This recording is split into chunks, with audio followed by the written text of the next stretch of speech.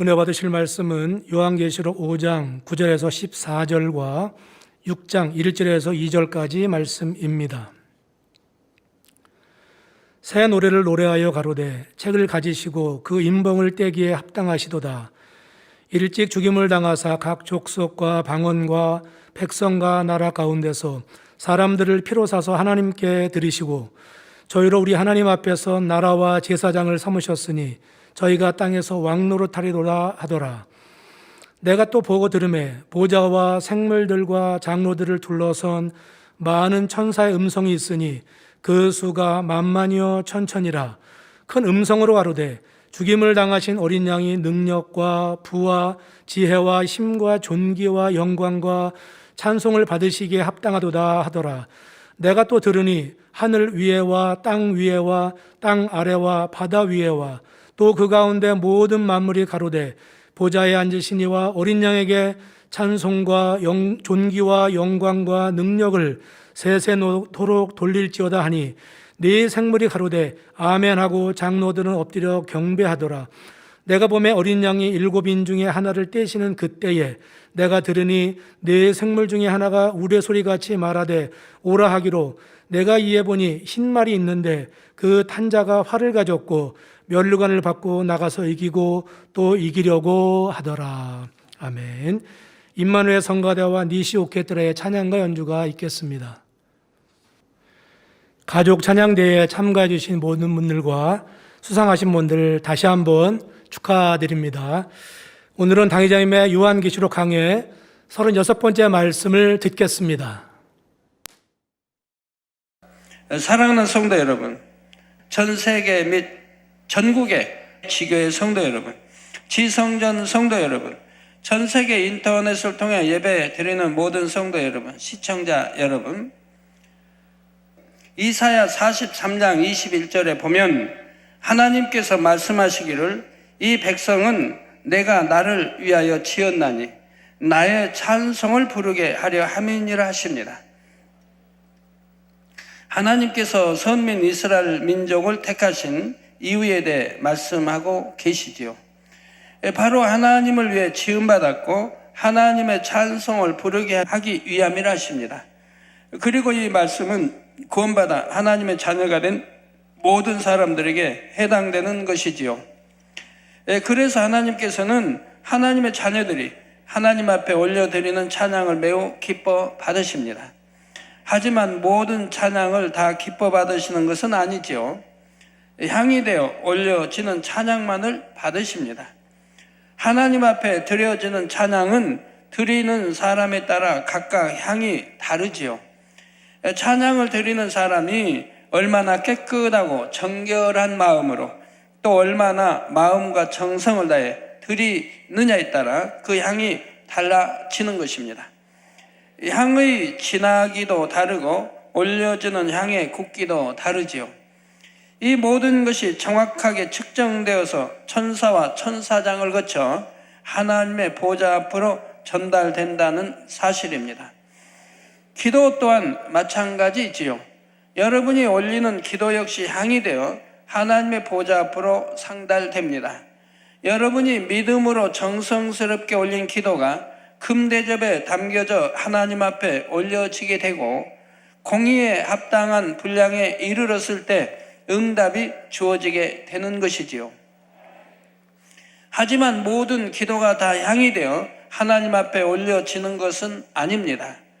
죄의 담이 있는 상태에서 올리는 기도나 잡념과 졸음 속에 중언부언하며 올리는 기도, 또한 하나님의 뜻에 맞지 않게 올리는 기도 등은 하나님 앞에 상달될 수가 없지요. 그리고 얼마나 성결된 깨끗한 마음으로 믿음과 사랑을 가지고 기도하느냐에 따라 기도의 향이 다 다른 것입니다. 기도가 올라가는 굵기가 다 다릅니다. 이처럼 향이 되어 하나님 앞에 올려지는 여러분의 찬양과 기도는 정확하게 측정되어 그 모든 것이 마지막 심판날에 낱낱이 드러나게 되지요. 그래서 하나님의 나라를 위해 얼마나 많은 양의 기도를 향으로 올렸는지가 여러분의 상급으로 갚아지게 됩니다. 그런데 꼭 기도와 찬양에 대해서만 이렇게 측정하여 갚아주시는 것이 아니지요. 마태복음 12장 36절에 보면 내가 너희에게 이르노니 사람이 무슨 무익한 말을 하든지 심판날에 이에 대하여 신문을 받으리니 하십니다. 아무리 사소한 말 한마디라도 그 모든 것이 정확히 기록되었다가 그에 대한 상이나 벌을 받게 됩니다. 그러므로 여러분의 기도 한마디, 찬양 한마디, 말 한마디가 얼마나 중요한지를 알아야 합니다. 사람들이 하는 측량이나 기록은 실수가 나올 수 있지만 천사들에 의한 측량과 기록에는 한치 오차도 있을 수가 없지요. 마지막 심판날에 수정과 같은 유리바다에 여러분이 이 땅에서 살아가는 동안 있었던 모든 것이 정확하게 펼쳐져 보이므로 누구도 핑계나 이유를 댈 수 없다는 사실입니다. 누가 어떤 핑계나 이유를 대면 행함은 물론이고 마음속에 또는 생각 속에 가지고 있는 것까지 적나라하게 유리바다에 비춰진다 이 말입니다. 그렇기 때문에 감히 참 거짓말을 할 수도 없는 것이고요. 이러한 사실을 꼭 명심하셔서 여러분의 기도와 찬양과 말 그리고 생각까지라도 늘 진리 안에서 아름답게 이룰 수 있기를 주님의 이름으로 부탁드립니다. 이제 9절 10절에 내 생물과 24장로가 주님 앞에 드리는 찬양의 내용이 나오지요. 새 노래를 노래하여 가로되 책을 가지시고 그 인봉을 떼기에 합당하시도다. 일찍 죽임을 당하사 각 족속과 방언과 백성과 나라 가운데서 사람들을 피로 사서 하나님께 드리시고 저희로 우리 하나님 앞에서 나라와 제사장을 삼으셨으니 저희가 땅에서 왕노릇 하리로다 하더라 했습니다. 여기서 새 노래란 이 땅에서 부르던 노래가 아니라 하늘나라에서 새롭게 부르는 노래를 말하지요. 이 땅에서 부르는 노래는 물론 하나님을 경배하며 높여드리는 찬양도 있지만 우리가 충만함을 입고 감동함을 입기 위해 부르는 찬양도 있습니다.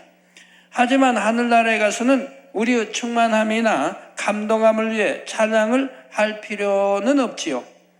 물론 하늘나라에 가서도 찬양을 하면 더욱 충만함과 감동함이 더해지지만 이 땅에서처럼 육을 입고 있지 않기 때문에 굳이 충만함이나 감동함을 입기 위해 찬양할 필요가 없다는 말입니다.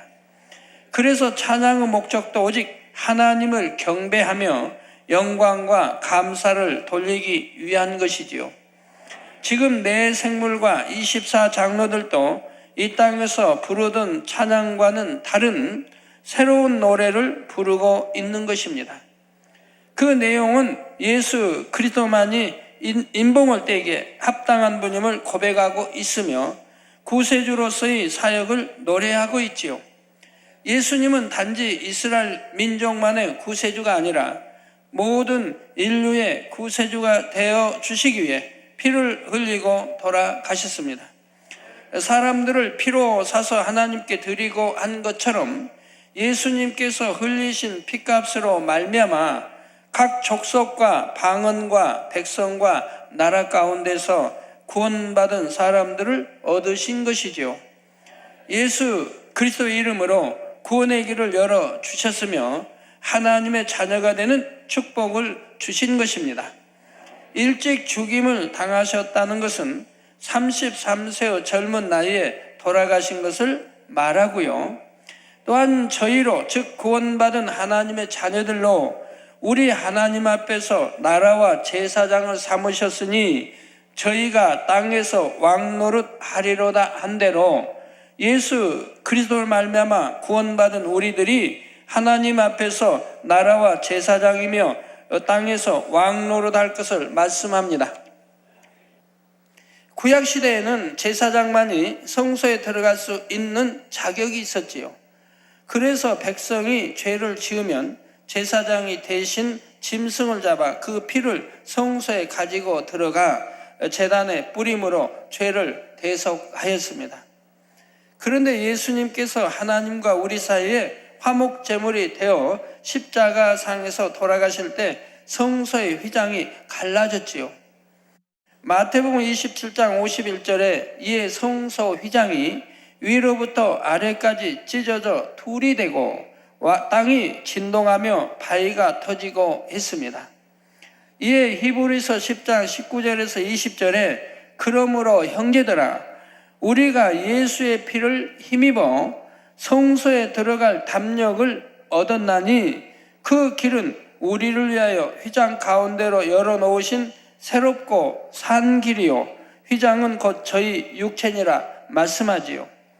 그래서 이제는 구원받은 하나님의 자녀들이 성소에 들어가 예배하며 하나님과 직접 교통할 수 있게 된 것입니다. 바로 제사장과 같은 자격을 얻은 것이지요. 또한 구원받은 사람들은 하나님의 자녀된 권세를 받았고 만왕의 왕 대신 주님의 신부로서 공중 7년 혼인잔치에 참여하게 됩니다. 그리고 장차 천년 왕국 동안에는 이 땅에서 왕노릇하며 지내게 되지요. 그래서 베드로전서 2장 9절 전반절에 보면 오직 너희는 택하신 족속이요 왕같은 제사장들이요 거룩한 나라요 그의 소유된 백성이라 말씀하고 있습니다. 지금 네 생물과 24장로가 이러한 내용의 새 노래를 주님 앞에 올리고 있는 것은 바로 이 모든 것이 예수 그리스도 우리 주님으로 말미암아 이루어지고 진행된다는 사실을 고백하고 있는 것이죠. 이제 이어지는 11절 12절에 내가 또 보고 들음에 보좌와 생물들과 장로들을 둘러선 많은 천사의 음성이 있으니 그 수가 만만이요 천천이라. 큰 음성으로 가로되 죽임을 당하신 어린 양이 능력과 부와 지혜와 힘과 존귀와 영광과 찬송을 받으시기에 합당하도다 하더라 했습니다. 사도 요한은 지금 하나님의 보좌와 네 생물과 24장로를 둘러선 무수히 많은 천사들을 보고 있지요. 하나님의 보좌 주변에만 해도 이렇게 많은 천사들이 있는데 하물며 천국 전체에는 얼마나 많은 천사들이 있겠습니까? 그런데 이 천사들 세계에도 정확한 질서와 서열이 있습니다. 또한 천사들도 각각 이름이 있으며 능력과 권세 역시 각각 다르지요. 천사와는 좀 다른 천군도 있으며 천사들의 머리급인 천사장도 있습니다. 그렇기 때문에 성경에 보면 가브리엘, 미가엘과 같은 천사장의 이름이 나오며 임센 천사, 힘있는 천사 등의 표현도 나오지요. 그런데 이러한 천사들은 모두가 하나님께서 부리시는 영으로서 하나님의 명령에 따라 순종하여 하나님의 사역을 돕습니다. 하나님께서는 천사들을 명하여 천기를 움직이게도 하시며 재앙의 권한을 줘 행하게도 하시죠. 사무엘하 24장 16절에 천사가 예루살렘을 향하여 그 손을 들어 멸하려 하더니 여호와께서 이 재앙 내림을 뉘우치사 백성을 멸하는 천사에게 이르시되 족하다. 이제는 내 손을 거두라 하시니 때에 여호와의 사자가 여부수 사람 아라우나의 다장마당 곁에 있는지라 했습니다. 또한 요한계시록 곳곳에도 보면 하나님으로부터 재앙의 권세를 받은 천사들이 이 땅에 갖가지 재앙을 내리게 하는 것도 볼 수가 있지요. 그리고 하나님께서는 천사들을 보내 하나님의 자녀들을 돕게도 하십니다. 다니엘서 6장 22절에 보면 나의 하나님이 이미 그 천사를 보내어 사자들의 입을 봉하셨으므로 사자들이 나를 상해치 아니하였사오니 이는 나의 부족함이 그 앞에 명백함이오며 또 왕이여 나는 왕의 앞에도 해를 끼치지 아니하였나이다 했지요.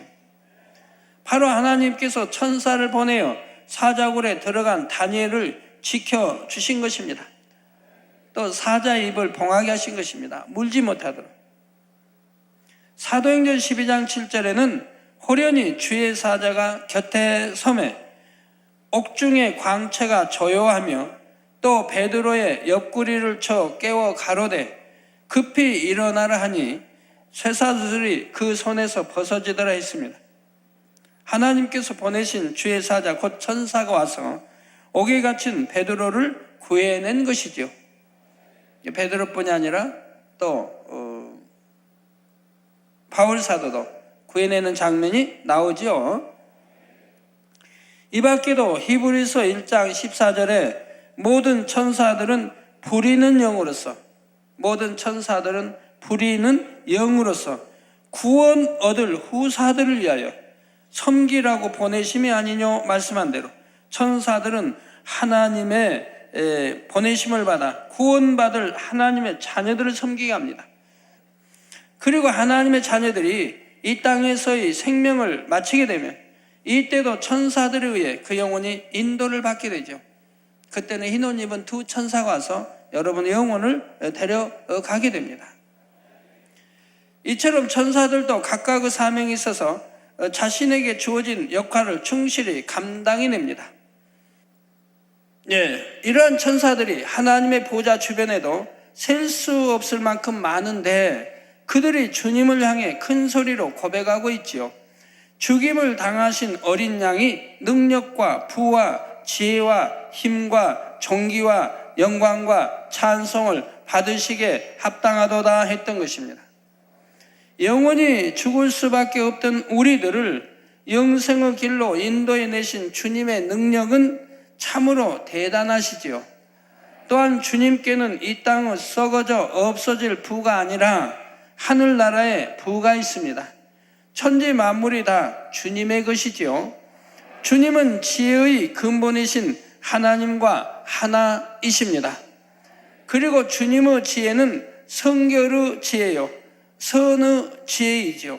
여러분도 바로 이러한 성결로부터 오는 선의 지혜를 받게 되면 모든 일에 형통함을 받을 수가 있습니다. 강교한 사단의 지혜도 능히 간파할 수 있고 어떤 쾌계라도 능히 깨트릴 수가 있지요. 주님께서는 힘이 있으신데 이 힘은 육적인 힘을 말하는 것이 아닙니다. 바로 죄가 전혀 없는 데서 오는 영적인 힘이 있으시지요. 죄가 없는 성결된 마음에서는 무한한 힘이 나올 수가 있습니다. 어떠한 어둠이라도 지배하고 정복하며 물리쳐 나갈 수가 있는 것이지요. 여러분도 마음의 성결을 이루어 하나님 앞에 합당한 자격을 갖추게 되면 이러한 영적인 빛의 권세와 힘이 주어집니다. 다음으로 주님은 천지 만물을 창조하셨으며 모든 것을 주관하시는 주인이십니다. 가장 존귀한 분이시며 모든 피조물로부터 존귀를 받으시기에 합당하시죠. 또한 모든 영광과 찬송을 받으시기에 합당하십니다. 이어지는 13절 14절에 내가 또 들으니 하늘 위에와 땅 위에와 땅 아래와 바다 위에와 또 그 가운데 모든 만물이 가로되 보좌에 앉으신 이와 어린 양에게 찬송과 존귀와 영광과 능력을 세세토록 돌릴지어다 하니 네 생물이 가로되 아멘 하고 장로들은 엎드려 경배하더라 했습니다. 지금 계속해서 보좌에 앉으신 하나님과 어린 양이신 주님을 찬양하고 있지요. 하나님의 이름이 얼마나 크고 영화로운지를 찬양하고 있는 것이며 모든 섭리를 이루신 하나님을 찬양하고 있습니다. 하늘 위의 천군 천사들 또한 구원받은 영혼들, 땅 위의 모든 인류와 생물들, 그리고 땅 아래 음부에 있는 영혼들과 바다의 모든 생물들까지도 창조주 하나님과 주님을 찬양하는 것입니다. 이에 네 생물이 아멘으로 화답하며 24 장로들도 엎드려 경배하고 있지요.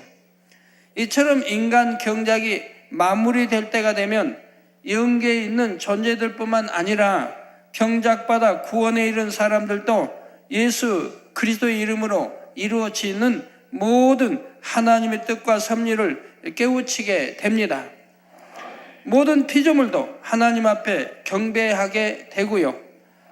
이제 썩어짐의 종로로 하는 데서 해방되기 때문입니다. 이에 대해 로마서 8장 19절에서 22절에 보면 피조물로 거대하는 바는 하나님의 아들들로 나타나는 것이니 피조물이 허무한데 굴복하는 것은 자기 뜻이 아니요 오직 굴복해 하시는 이로 말미암음이라. 그 바라는 것은 피조물도 썩어짐의 종로로 단 데서 해방되어 하나님의 자녀들의 영광의 자유에 이르는 것이니라. 피조물이 다 이제까지 함께 탄식하며 함께 고통하는 것을 우리가 아나니 했지요. 우리 모두가 이렇게 영광의 자유에 이르는 그날을 사모하며 열심히 신부단장을 해 나가야 할 것입니다. 그러지 않았을 때는 이제 계시록 6장부터 전개되는 이 땅에서의 7년 환란에 떨어져 생각하고 싶지도 않은 고통 가운데로 들어가지요. 사랑하는 성도 여러분, 계시록 6장부터는 7년 환란에 대한 내용이 나옵니다. 주님을 믿고 구원받은 사람들이 주님의 공중 강림과 함께 휴거되고 나면 그때부터 이 땅에는 7년 환란이 시작되지요. 7년 환란은 인간에 의한 전쟁과 자연에 의한 재앙이 합쳐지면서 전무후무한 환란 상황으로 전개되어집니다. 그런데 계시록 6장에서는 바로 전 세계를 전쟁의 소용돌이로 몰고 갈 제3차 세계대전의 서막이 시작되고 있지요.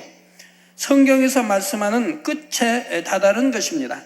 마태복음 24장 3절에 보면 제자들이 예수님께 우리에게 이르소서 어느 때에 이런 일이 있겠사오며 또 주의 임하심과 세상 끝에는 무슨 징조가 있사오리까 여쭈는 장면이 나오죠.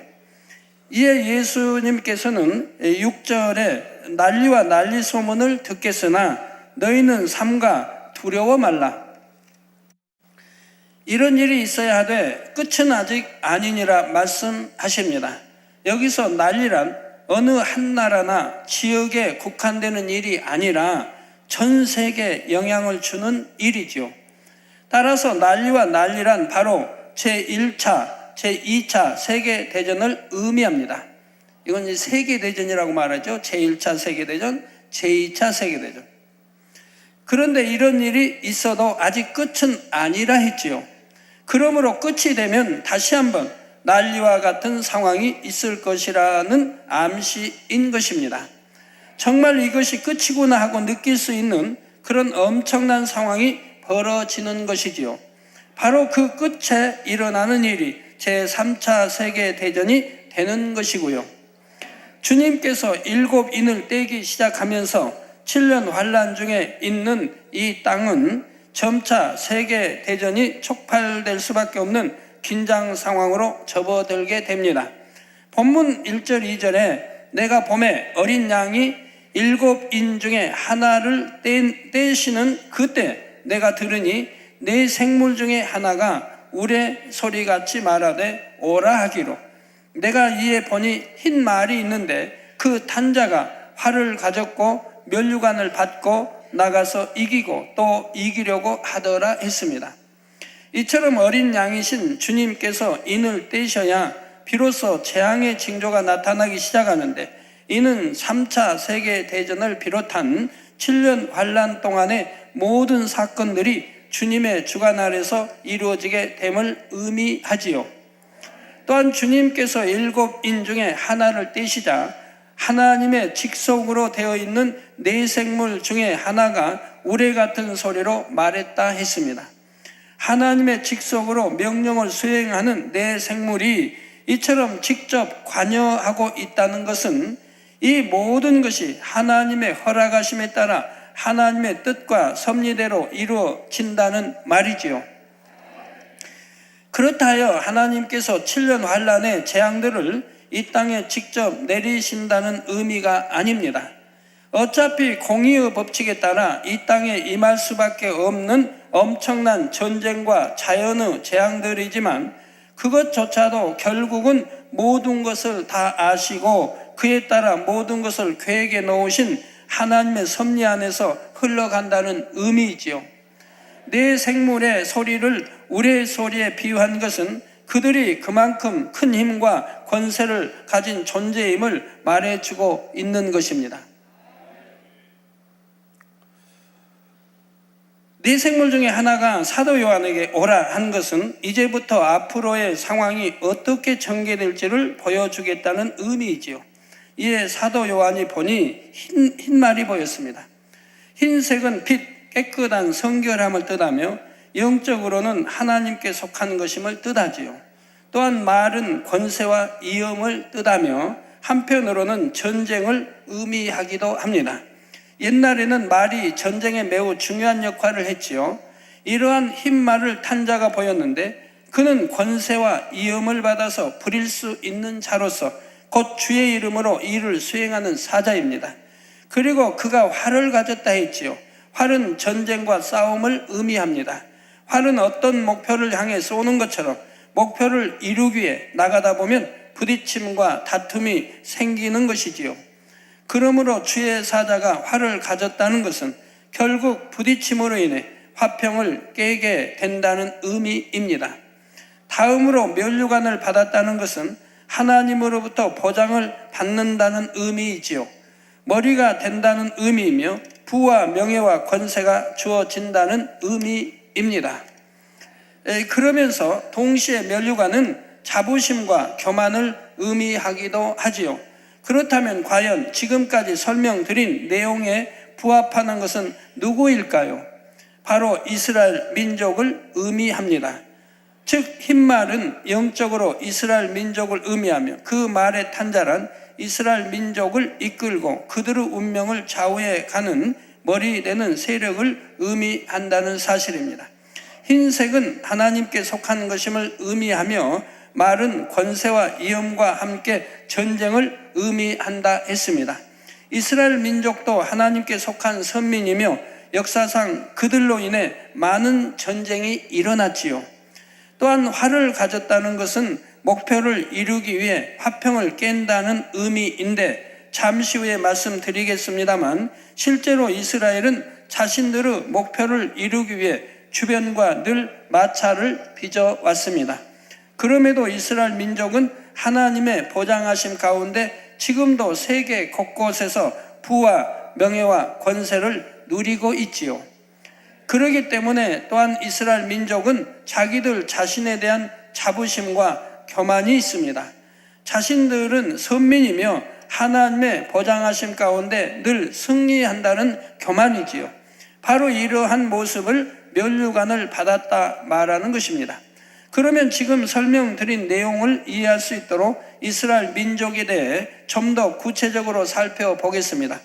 성도 여러분, 요한복음 19장 23절 24절에 보면 군병들이 예수를 십자가에 못 박고 그의 옷을 취하여 네 깃에 나누어 각각 한 깃씩 얻고 네 깃에 나눠서 각각 한 깃씩 얻고 속옷도 취하니 이 속옷은 호지 아니하고 위에서부터 통으로 짠 것이라.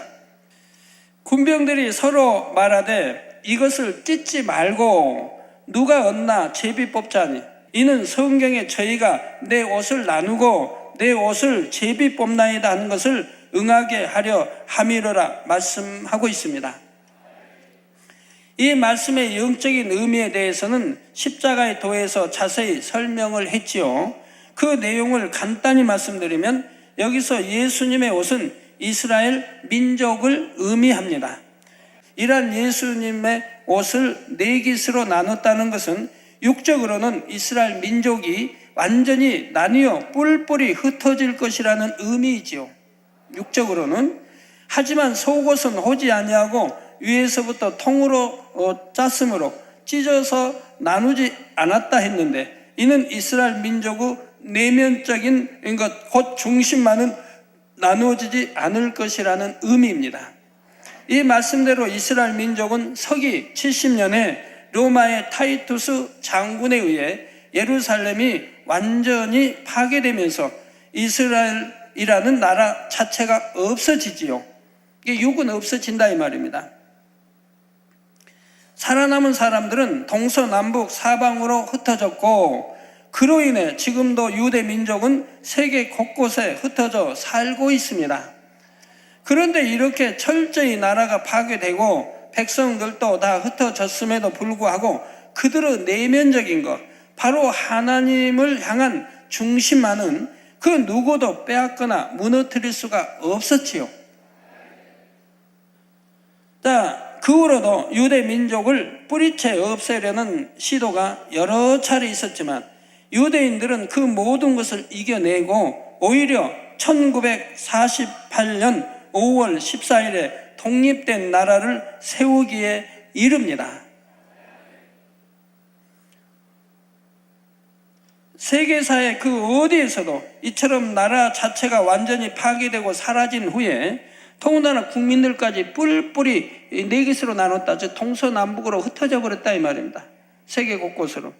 이렇게 사라진 후에 1900여 년이 지나서 자신들의 민족들로 다시 독립된 나라를 이룬다는 것은 그 유래를 찾아볼 수가 없는 사건이지요. 그런데 유대인들, 즉 이스라엘 민족은 이 일을 해냈다는 사실입니다. 오직 이 일이 가능했던 이유는 하나님을 향한 그들의 마음 중심이 그 오랜 세월 동안에도 변개치 않았기 때문이며, 하나님께서 자신들에게 주신 언약의 땅을 다시 찾겠다는 일념 하나로 이 엄청난 일을 이루어냈던 것입니다. 이로 인해 이스라엘 민족의 자부심은 더해졌지요. 자신들은 하나님으로부터 선택받은 민족이요, 따라서 가장 뛰어난 민족임을 자부하는 선민 사상이 그들 가운데는 여전히 뿌리 깊게 자리 잡고 있습니다. 그러나 이러한 선민 사상이 교만과 아집으로 발전하여 주변 나라들과의 평화적인 공존은 점점 멀어지게 되고 말았지요. 이 때문에 지금도 이스라엘을 중심으로 한 중동 일대에는 늘 긴장이 감돌고 있으며, 이스라엘은 독립 이후 지금까지도 계속되는 전쟁 상황 속에 살아가고 있습니다. 늘 크고 작은 전쟁들을 치르고 있지요. 그런데 바로 본문 2절 중에 나가서 이기고 또 이기려고 하더라 말씀한 대로 이스라엘은 이러한 전쟁마다 승리하고 있다는 사실입니다. 성도 여러분, 앞서 말씀드린 대로 이스라엘은 나라와 국토를 잃은 지 1900여 년 만에 다시 자신들의 옛날 영토로 돌아와 새로운 독립국가를 세웁니다.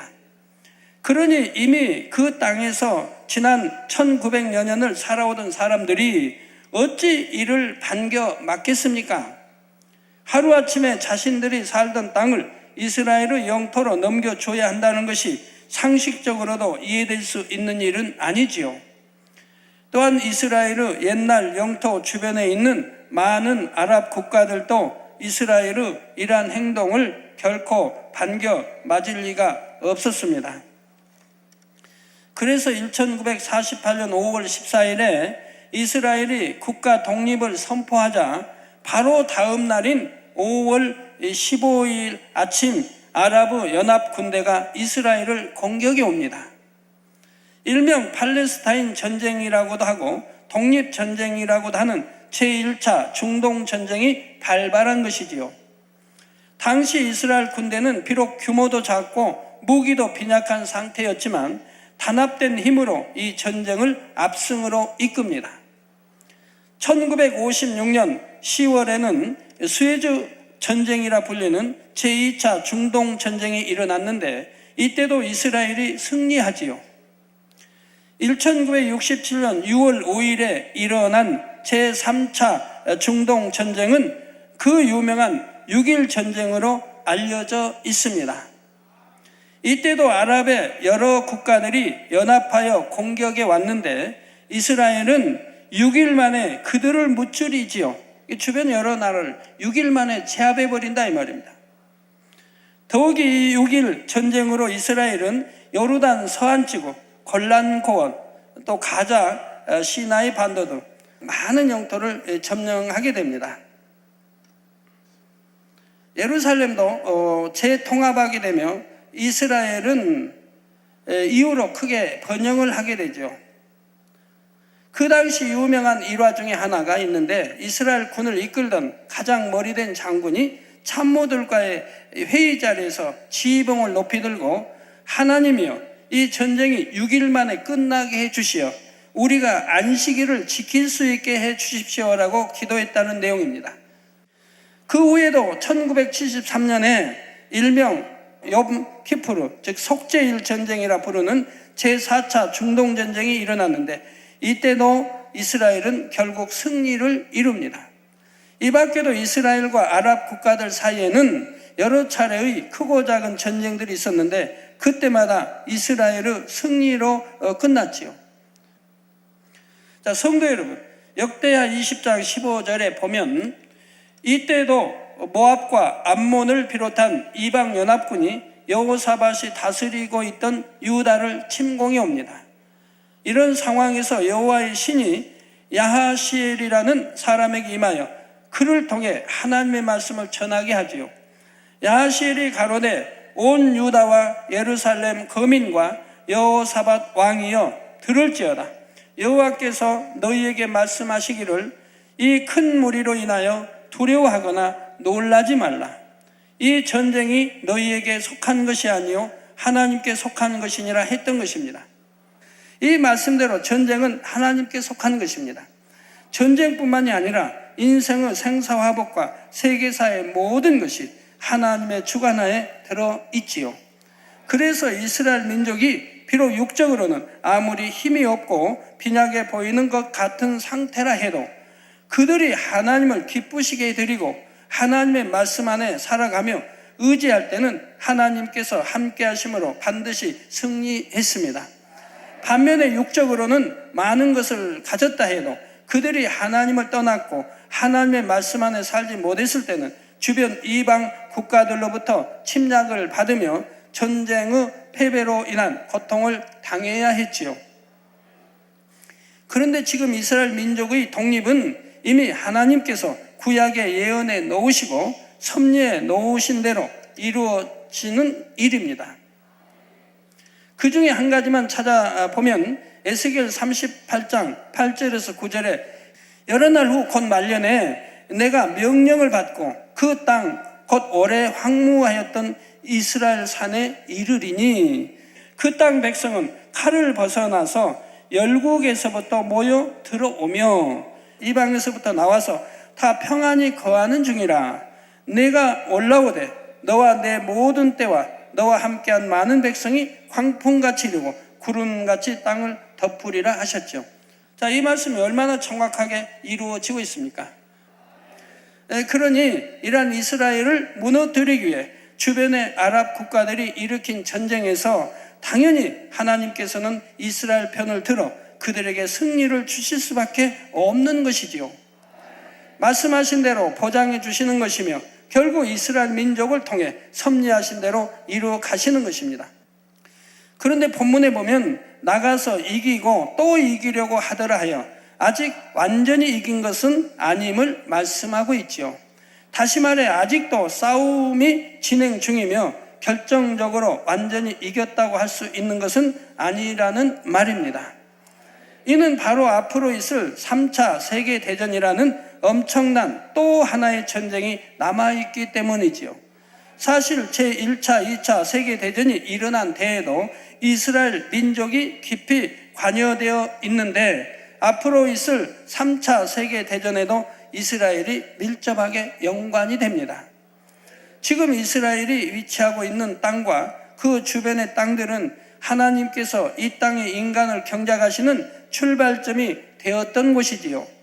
그런데 인간 경작의 마무리 역시 바로 이곳을 중심으로 이루어진다는 사실입니다. 이스라엘이 그 중심에 놓여 있는 것이며 이스라엘과 중동, 아랍 국가들과의 전쟁으로 인해 결국에는 제3차 세계대전이 발발되고 인류가 멸망으로 가는 계기가 되지요. 이스라엘은 이처럼 인류 역사에 있어서 마지막까지 매우 중요한 위치에 놓이게 되며 그렇게 될 수밖에 없도록 모든 주변의 환경 하나하나가 형성되고 있습니다. 그런데 이스라엘을 중심으로 하는 이러한 상황 가운데 하나님께서는 한 번 하신 말씀을 얼마나 신실히 지키시는지를 이집트라는 나라를 통해 다시 한번 알 수가 있지요. 이스라엘과 아랍 국가들 간의 4차에 걸친 전쟁에서 이스라엘이 모두 승리하게 되자 1978년 미국의 중재로 이스라엘과 이집트 간의 평화협정이 체결됩니다. 주변의 아랍 국가들로부터 있을 수 없는 일이라는 심한 비난을 받았지만 1982년에는 협정의 이행을 위해 이스라엘이 시나이 반도를 이집트에 반환해 주기에 이르지요. 그런데 이 모든 일이 우연에 의한 것이 아니라 이미 성경에 기록된 하나님의 말씀에 따라 하나님의 뜻 가운데 일어난 일이라는 사실입니다. 창세기 47장 7절에서 12절의 내용을 보면 애굽의 총리가 된 요셉 덕분에 야곱과 그의 가족들은 극심한 기근을 피해 애굽 즉 지금의 이집트 땅으로 이주해 올 수가 있었지요. 이때 바로왕 앞에 선 야곱이 바로를 축복해 주는 장면이 나옵니다. 바로왕은 야곱과 그의 가족들을 선대하여 그들에게 거할 땅을 주게 되지요. 11절 12절에 요셉이 바로의 명대로 그 아비와 형들에게 거할 곳을 주되 애굽의 좋은 땅 라암세스를 그들에게 주어 기업을 삼게 하고 또 그 아비와 형들과 아비의 온 집에 그 식구를 따라 식물을 주어 공께 하였더라 했습니다. 이처럼 야곱과 그의 가족들은 즉 이스라엘 민족의 시초가 되는 사람들이 애굽으로부터 큰 은혜를 입었던 것이지요. 그래서 신명기 23장 7절 후반절에 보면 애굽 사람을 미워하지 말라. 내가 그의 땅에서 객이 되었음이니라 하신 것입니다. 더욱이 이스라엘의 시초가 되는 야곱이 애굽의 왕 바로에게 축복을 빌어 주었기 때문에 이스라엘과 이집트는 마침내 육적으로는 도저히 가능할 것 같지 않았던 평화협정까지 맺을 수가 있었지요. 이 평화협정으로 인해 지금 현재는 물론이고 앞으로 일어날 큰 전쟁 상황에서도 이집트는 중동의 다른 아랍 국가들과는 달리 큰 재앙을 면할 수가 있게 됩니다. 하지만 결국 3차 세계대전의 상황 속에서는 이스라엘과 그 주변의 나라들이 전쟁에 휩쓸려 엄청난 재앙을 맞게 되지요. 시작은 이스라엘과 아랍 국가들 간의 전쟁이지만 그것이 결국은 석유를 중심으로 한 각 나라들 간의 이권과 관계 등이 복합적으로 작용하여 세계의 열강들이 각축을 벌이는 상황이 됩니다. 앞으로 차차 설명이 되겠지만 계시록 9장 16절에 나오는 2만만이라는 어마어마한 숫자의 군대가 부딪히는 큰 전쟁이 일어나고 마는 것이지요. 바로 3차 세계대전이 최고조에 이르는 상황입니다. 본문 1절 2절 안에는 이처럼 엄청난 의미들까지도 담겨 있다는 사실입니다. 이제 다음 시간에는 이어지는 말씀에 나오는 붉은 말, 검은 말의 의미와 전 세계가 전쟁으로 휘말려 들어갈 수밖에 없는 그 당시의 상황들에 대해 계속해서 설명하겠습니다. 사랑하는 성도 여러분, 앞으로 있게 될 이스라엘과 중동 국가들 간의 큰 전쟁, 그리고 그로 인한 세계 대전 등은 이미 구원받은 하나님의 자녀들은 이 땅에 남아있지 않은 상태에서 일어날 일들입니다. 하지만 오늘 본문에서 살펴보았듯이 마지막 때에 일어날 그러한 일들이 그때 가서 순간에 일어나는 것은 아니지요. 이미 수천 년 전부터 있었던 일들이 쌓이고 쌓여서 공의에 맞게 일어나는 일들입니다. 하나님의 뜻과 섭리에 따라 모든 일들이 정확하게 진행되었고 그 결과들 역시 하나님의 말씀대로 한치의 오차도 없이 이루어지지요. 그러므로 여러분은 요한계시록 강의를 들으시면서 앞으로 되어질 세계사의 흐름을 아는 것도 중요하지만 동시에 이를 통해 하나님의 뜻과 섭리가 얼마나 정확하게 성취되어 간다는 사실을 꼭 마음에 믿고 능력을 삼으시기 바랍니다. 그래서 사도행전 13장 22절에 하나님께서 다윗을 향해 내가 이새의 아들 다윗을 만나니 내 마음에 합한 사람이라 내 뜻을 다 이루게 하리라 말씀하신 대로 아버지 하나님의 마음에 합한 여러분들을 통해 하나님의 뜻이 다 이루어지게 되기를 주님의 이름으로 축원합니다. 들으신 말씀을 상고하시며 기도하시겠습니다. 아버지 하나님, 감사를 드리나이다. 이스라엘 백성을 선민으로 택하시고 아버지께서 인도하시고 함께해 주시며 모든 섭리를 이뤄가신 아버지 하나님, 또한 이 뜻이 만민을 부르시고 만민에 함께하여 주시며 마지막 때의 아버지의 뜻을 이 만민을 통해 이룰 줄 믿사오니 감사를 드리나이다. 오직 우리가 순종함으로 우리 모두가 하나 되어 아버지의 뜻을 온전히 이룰 수 있게 역사해 주시고 영광 올로받아 주시옵소서. 감사드립니다. 우리 주 예수 그리스도의 이름으로 기도하옵나이다. 아멘. 강의자 및 환자를 위한 기도를 받으시겠습니다. 아픈 곳이나 연약한 곳에 손을 얹고 기도 받으시고 아프지 않은 분들은 가슴에 손을 얹고 마음의 손을 내 믿음으로 기도 받으시기 바랍니다. 할렐루야. 전능하신 사랑의 아버지 하나님, 이 시간 기도 받는 모든 성도님들 위해 안수하여 주옵소서.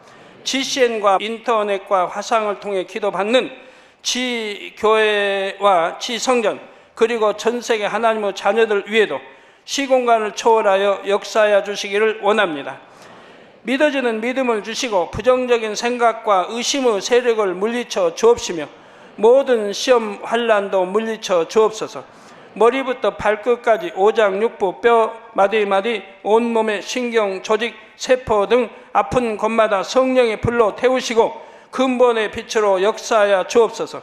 예수 그리스도의 이름으로 명하노니 원수마귀 사단 모든 질병 균 연약함아 물러가라. 빛이 임하라.